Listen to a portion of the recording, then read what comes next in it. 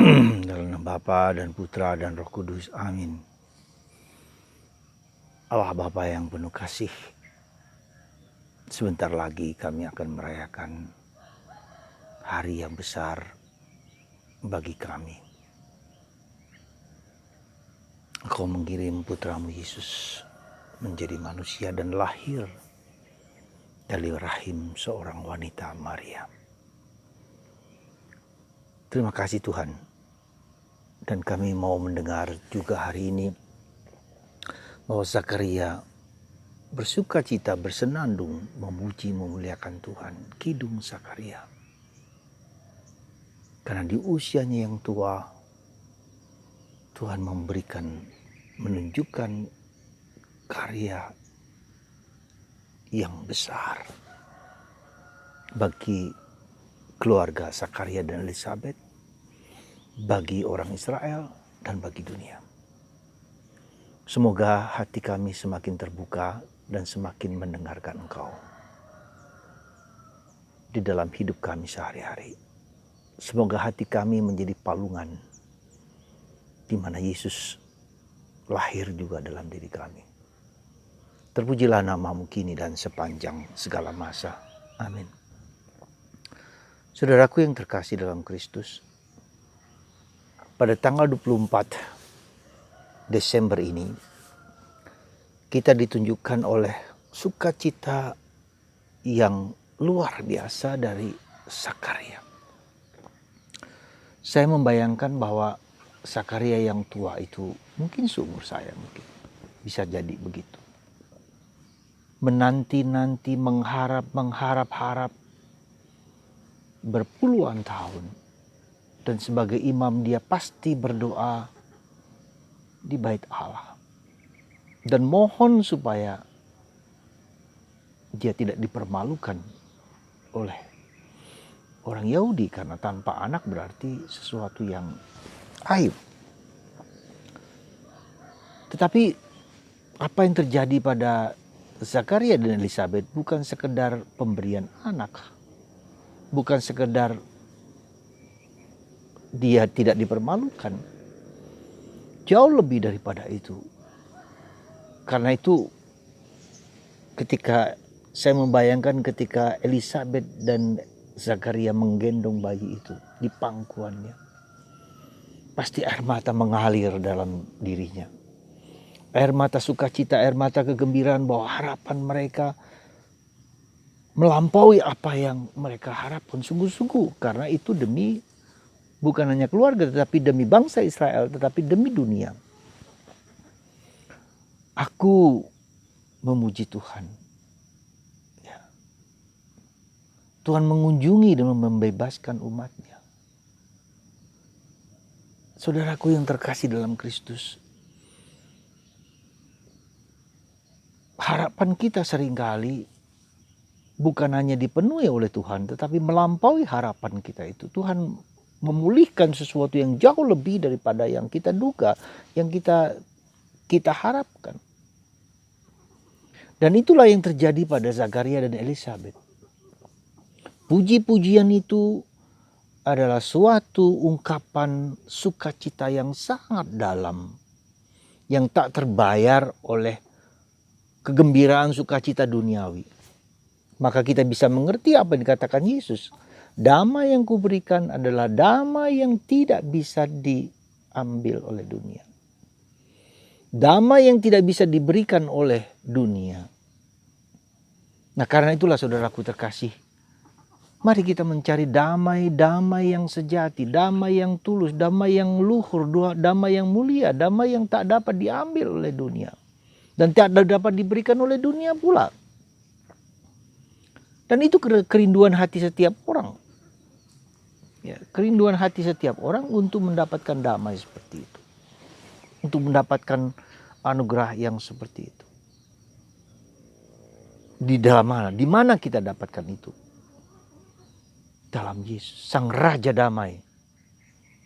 Maka Yesus disebut Sang Raja Damai, pembawa damai, pembawa sukacita. Saudaraku yang terkasih dalam Kristus, saya mau mengajak Anda untuk memikirkan dua hal penting ini. Pertama, dikatakan ketika Zakaria memuji Tuhan, dia penuh dengan Roh Kudus. Sekali lagi, penuh dengan Roh Kudus, lalu memuji Tuhan. Terpujilah Tuhan Allah Israel, sebab ia mengunjungi dan membebaskan umatnya. Ia mengangkat bagi kita seorang penyelamat, putra Daud, yang dijanjikan oleh Allah dalam perjanjian lama, yang dinantikan Raja Daud. Tuhan menjanjikan kepada Raja Daud, keturunanmu sendiri akan menjadi Raja damai dan kerajaanmu tak akan berakhir. Jadi saudaraku yang terkasih dalam Kristus, saya mengatakan penuh Roh Kudus. Ya, mungkin jarang sekali kita berbicara Natal ini kaitannya dengan Roh Kudus. Tapi saya ingin tahu bahwa itulah sebetulnya bagaimana kita bisa memuji, memuliakan Tuhan, bagaimana kita bergembira dan bersuka cita, harus dipenuhi dengan Roh Kudus. Bunda Maria juga sama ketika menyanyikan Magnificat Maria. Dia penuh dengan Roh Kudus. Nah, saudaraku yang terkasih dalam Kristus, dalam Roh Kudus ini ada dua aspek penting. Buah-buah roh kita tahu dalam Paulus, cinta kasih, damai, pengampun, maaf, sabar, murah hati, lemah lembut. Itu buah-buah Roh Kudus. Ada ketujuh karunia Roh Kudus, roh kebijaksanaan, roh nasihat, roh pengetahuan, roh pengampunan, roh keberanian. Itu adalah buah-buah.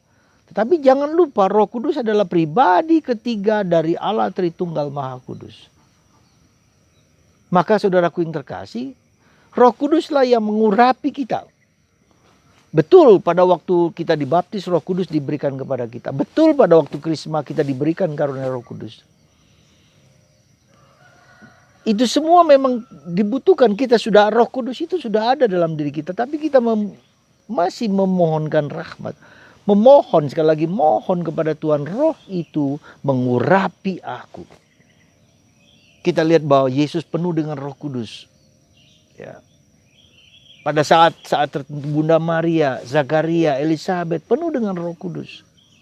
Dan orang-orang besar lainnya, perjanjian lama, Elia, Elisa, penuh dengan Roh Kudus, penuh dengan kegembiraan, penuh dengan sukacita, penuh dengan diurapi. Kata pengurapan itulah yang menurut saya ya penting. Dan itu pengurapan itu tidak semua orang mendapatkan dalam tanda petik, meskipun Roh Kudus ada dalam diri orang tersebut. Bahkan mungkin saya pun belum. Meskipun Roh Kudus sudah ada dalam diri kita. Maka menurut saya adalah bahwa apa yang harus kita lakukan, karena Roh Kudus inilah yang menurut saya yang menjembatani antara keilahian dan kemanusiaan. Maka kalau kita lihat di salib itu, Yesus itu yang penuh meskipun sudah menderita, dia berada dalam antara surgawi dan duniawi, antara Allah dan manusiawi, dan ketegangan ini selalu terjadi. Kita dipanggil untuk menghayati keilahian. Bagaimana caranya? Dengan menyelami hidup manusia, dengan memberikan hidup kita kepada manusia. Ya. Jadi itu saudaraku yang terkasih dalam Kristus, ketegangan inilah. Di mana ketegangan ini bisa didamaikan ketika Roh Kudus itu sungguh-sungguh kita rasakan membimbing, menuntun kita. Nah, bagi saya adalah yang penting di sini bagaimana kita mohon Roh Kudus sekali lagi. Datanglah Roh Kudus, datanglah Roh Kudus, kita mohon. Di satu sisi kita mohon, tetapi di sisi lain kita menyiapkan lahan hati kita ya, menjadi tanah yang subur, sehingga ketika Roh Kudus itu datang kita mengalami suatu sukacita yang damai. Ya. Jadi saudaraku yang terkasih dalam Kristus, apa yang disampaikan oleh Tuhan itu lewat Roh Kudus. Dia bekerja lewat Roh Kudus.